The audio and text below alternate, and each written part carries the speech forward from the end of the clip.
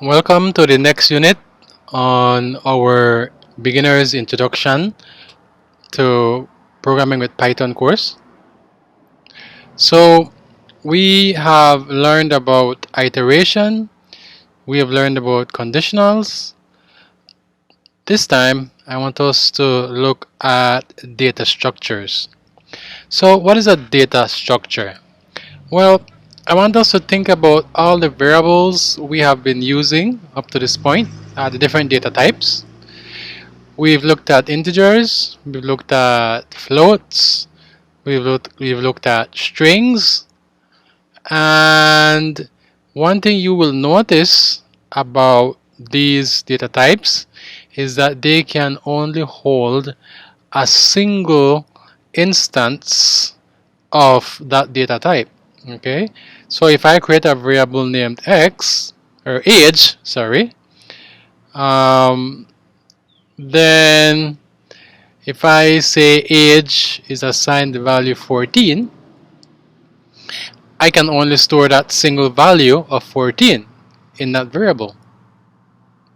What if I wanted to store 14 and 15, where 15 represents the age that the person will be next year? I can't do that using what we have learned so far. So that's where data structures comes in. Data structures allows us to have a variable that can hold multiple pieces of data. In other words, it has multiple values. Alright, so we will look at the list data structure, which is one of the most commonly used data structures in Python.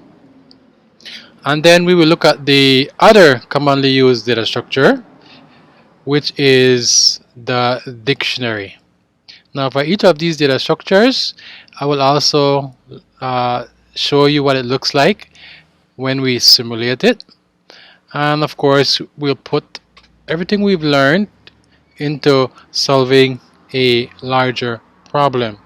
And then of course, it will be your turn where you will test your learning. So let's begin. Alright, so we will use the console for now, since we are testing things out. So the first thing that one usually learns is how to make a list. Okay, and so to make a list, we will specify the name of a variable. Let's say names, and of course we use that assignment sign. And then the values, we will place the values. Notice I did not say value. We will place the values, right? So I don't want to only have a name such as Jane. I want to have more names. So we will use a open square bracket and a closing square bracket. So that signifies that we have a list. So we will put what we want in the list separated by a comma. So let's put another name, Jill. Let's put another name, John. And let's put a fourth name of John. Okay, so notice I have 4 strings. So when I press enter,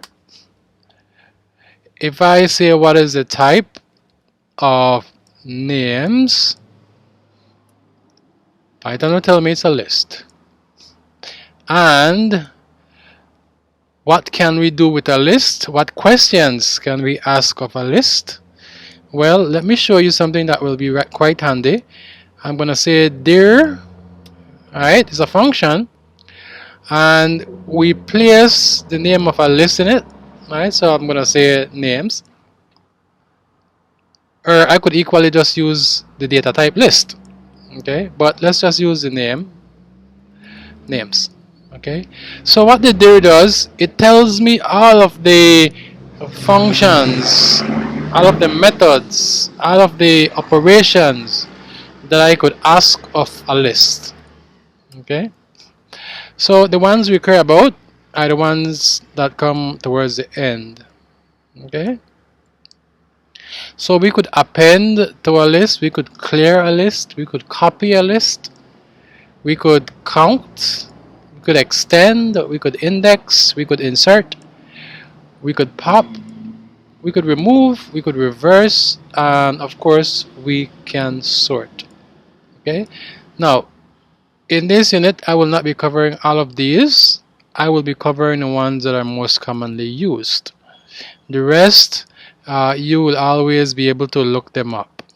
Alright, okay, so we have our list names, and one thing we can do with any data structure is to ask how many items are in the data structure. And so we say len, which is a len function, the length function, and I will specify the name of the list and then enter, and it has 4. So there are currently 4 items in the list. So if I know how many items are in the list, then the next question that arises is, how do I access each of these items? And so to do that, we will use the indexing notation. Okay, so what we do, we use the name of the list or the name of the data structure. In this case it's a list, and we use square brackets immediately after the name of the list, and inside the square brackets we will put an integer value starting from 0 up to some other integer. So each item in the list is given an index. The first item has index 0. The second item will have index 1, and so on. So it means that John will have index 3.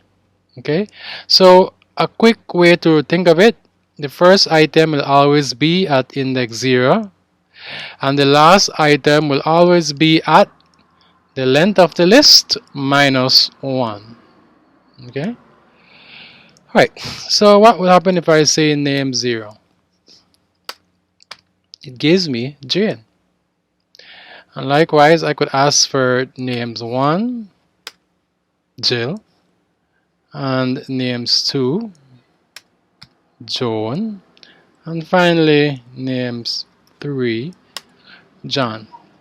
Now, Python actually provides us a handy way of finding the last item in a list without having to know its length. Okay, so regardless of the length of the list, if you want to know what the last item is, you always use the index -1. Okay, so this will always give the last item in the list. Okay, so John. Alright, so that's much easier than having to find the length and then subtract 1. Okay, however, there will be instances in your life where you have to actually find the length and then -1. Okay, so it's good to know how to do it both ways, finding the last item in the list, that is. Okay, so we know how to find the last item in a list, we know how to find the first item in the list, and we know how to find the other items in between. What will happen if I ask for the names 4? Okay, we get an error, which is an index error. What does it mean? Well, Python is telling me that there are only 4 items in the list So using an index of 4 means that it doesn't exist, because if you recall, if you start at 0, then the last item is 3. So if I ask for 4, then Python will say, but wait a minute, there's no 4. Okay, so it returns an index error. So whenever you try to ask for some item which is not in a list because the index is bigger than the biggest index in the list, then we get that index error.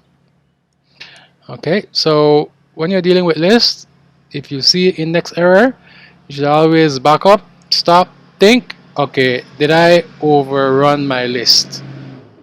Alright? Okay, so we can have a list. Let's create another list. Let's call it items. And what I'm gonna do, I'm gonna say the list is empty. So this is how we create an empty list. Nothing is in there initially. So if I ask for the length of that list,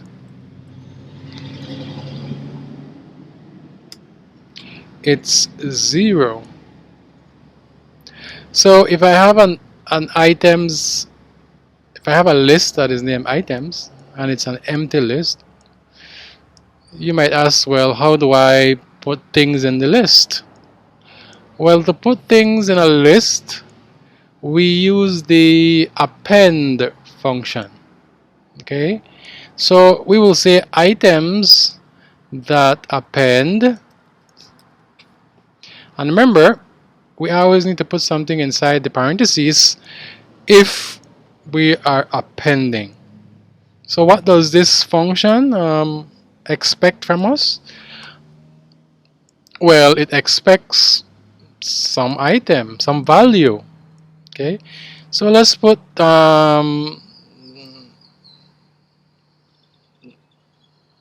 let's see, a broom.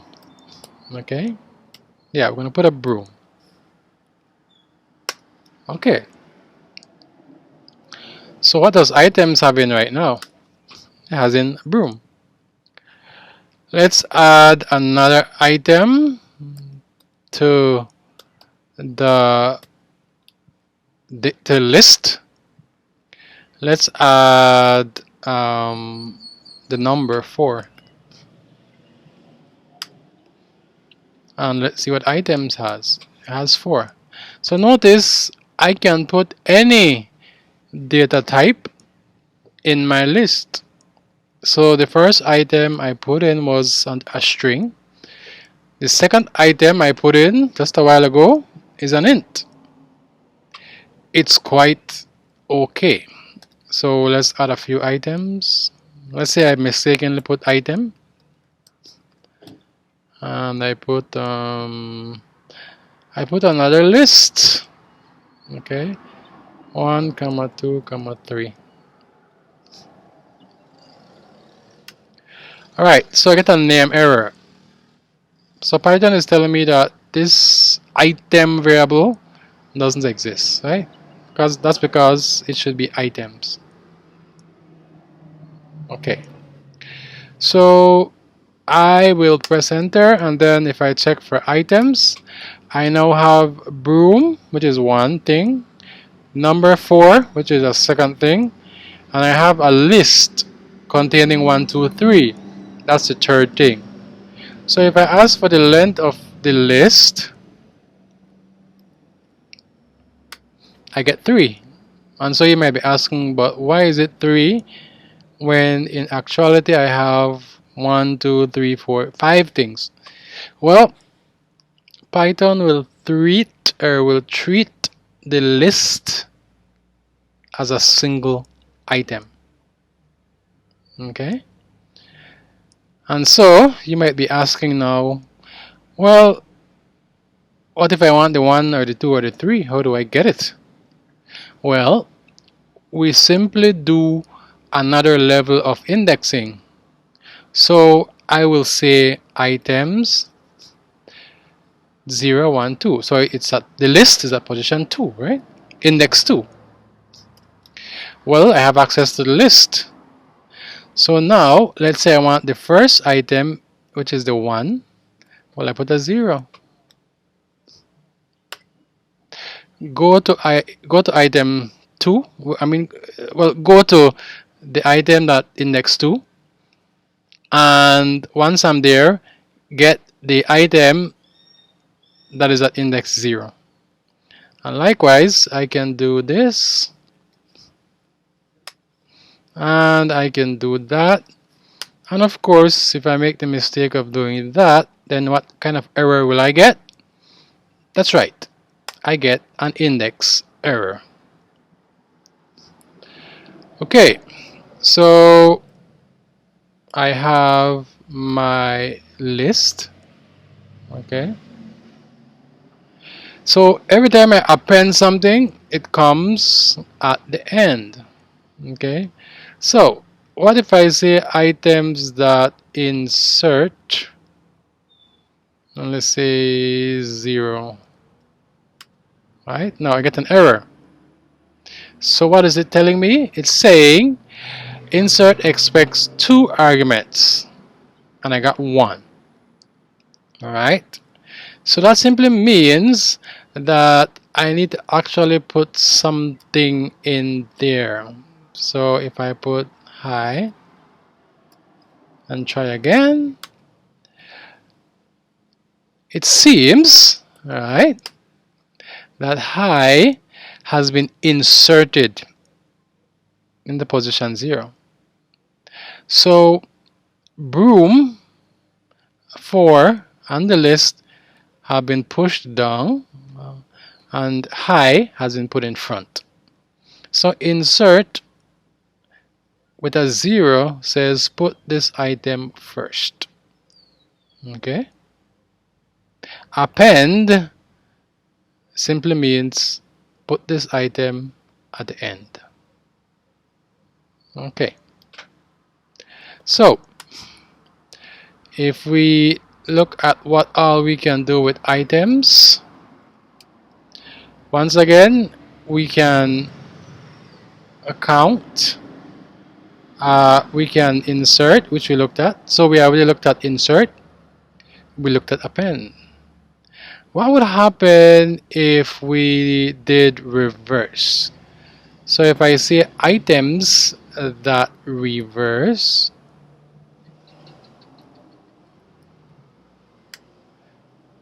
what do we get for items? We get the items in the opposing position. Alright? And of course, sort allows us to sort a list. So if I have grades, and it has 23, 0, and somebody got maybe 99, and another person got 45. Well, if I do grades, and I say grades dot sort, and I do grades, well, the numbers, the integers, have been sorted from lowest to highest. Now, I want you to notice one thing. When I use the reverse function, Python took the items and reversed them, and it put those back into the same variable name. Okay, so notice I did not have to do something like reverse items is items that reverse. Alright, that's not the way reverse works. Reverse will change your list, and so the variable that represents your list will now be used as the variable that represents the reversed or the sorted list. Alright, so that's one thing to look out for. If you're using reverse and if you're using sort, do not assign the result to a new variable. Okay, it will give you an error. Or if it doesn't give you an error, it will have the wrong result. Okay, so good so far. We now know how to operate on a list. Okay, so what else can we do with a list? Well, the good thing about a list is that we can iterate over the list. We can take each of the items from the list and do something with that item. Alright, so let's switch over here. Let's write some code.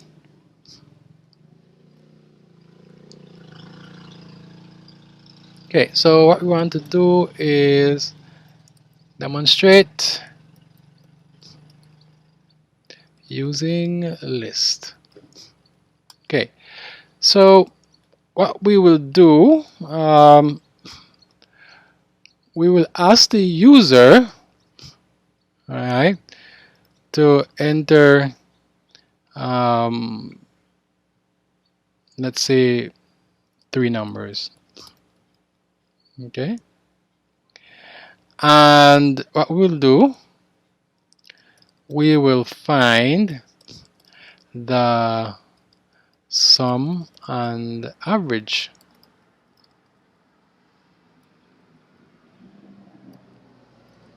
of the 3 numbers. Okay, so how would we do such a thing? Well, we could ask the user to enter 3 numbers, and then we could save the 3 numbers in 3 different variables, and then possibly have another variable which contains the total, and then of course you could divide that. But I want to show you how we can do that with a list. So what I will do is to create a list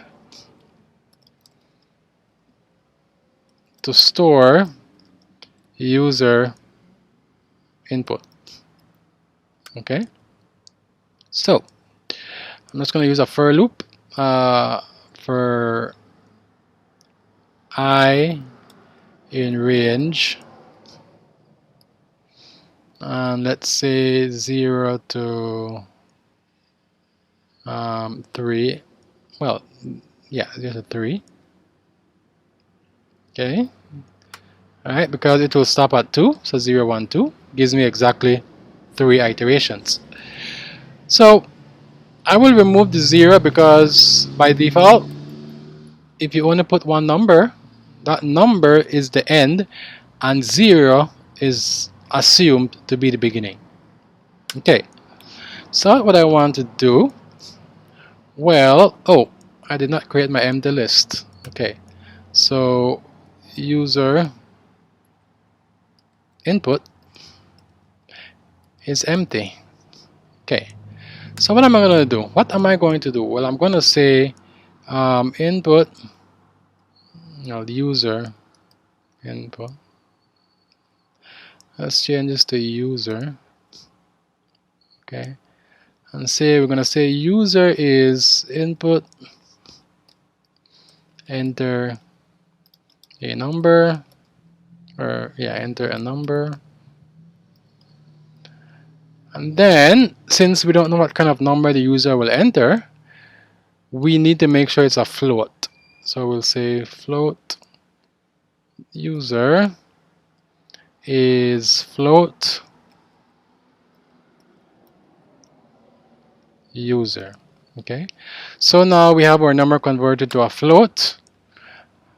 What do? We add it to our empty list. So we will say user input dot append.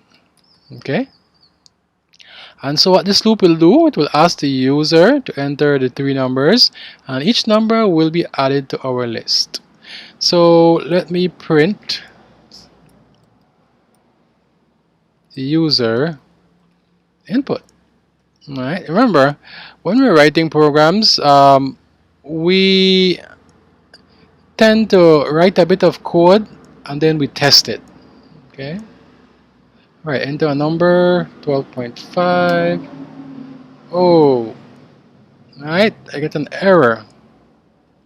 So it says append takes exactly one argument, and it says 0 given. So I need to add my number there, which I did not do. All right. So let me add my number, float user. All right. So that's something to be careful of. All right. So remember, you write code, you run it, and if there are mistakes, you fix it, and then you move on. All right. So if I add a number, 12.5, I add another number, 12.5, and I add a third number, 10. Then notice I have the three numbers in the list. Great. So that part works. So what do we need to do? Okay. So here we got all inputs from the user. Okay, so now here we will compute the sum and the average. Okay, so how would I find the sum of a list? Easy enough. User sum is simply the sum of the list. So similar to how we use the len function, we can use the sum function. And what does the sum function do? Well, let me show you. If I have a list that contains 1, 2, 2.5, and I say what is the sum of x, then it will add everything in x and return that. Of course, it does not change x. So x is still 1, 2, 3.5. Alright, so that's the reason why I took the sum and put it in a variable. So once we have the sum, let's compute the average. So user average is user sum divided by the length of the list. Alright, the length of our list. Or I could have easily said it's equals to the sum of user input. Alright, which will give me the same thing. Alright, so let me save this as list.py. Alright, let's run it. Okay, enter a number 1, enter 2, enter 3. Okay, nothing happened. So obviously it means I will need to output my results. Okay, so I will need to output my results. Okay, so I'm gonna say print the sum of your inputs are, or is, not are, is, and I'm gonna say that format user sum. Okay, does that work? Well, let's try it. 1, enter 2, enter 3. Alright, the sum of your inputs is 6.0. Great, that works. So let's do the other one. Print the average of your inputs is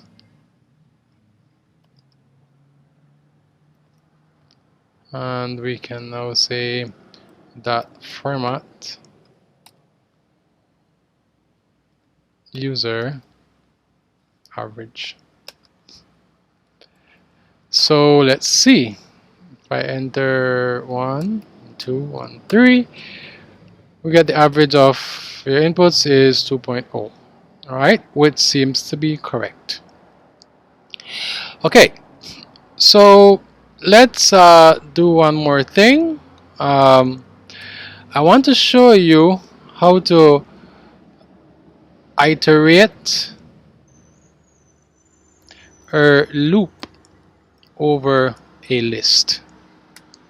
Okay, and the way we do that, we use a for loop. So, or we could use a while loop if necessary. So I'm going to say for, let's say, item in, let's use the user input list. User input. Okay, I will do some, let's create a new list. Let's a list to double the inputs. Okay, so I'm gonna say user double. Okay, so what I want to do, I want to iterate over my input list, and I want to multiply each of the inputs by 2 and store it in this new list called user double. So for item in user list, I'm gonna say double item is 2 times item. Okay, and then what I want to do is to add double item to my user double list. So I will say user double that append, and remember append needs something, so we're going to give it double item. Okay, and so if we print the user double, then okay, let's see, 1, 2, 3, we end up with a list having 2, 4, 6. Okay, so this is how you iterate over a list. You will say for the temporary variable in and the name of the list, and then whatever processing you need to do, you do it inside the loop. Alright, in my case, I wanted to double every input. Okay, so I hope that makes sense.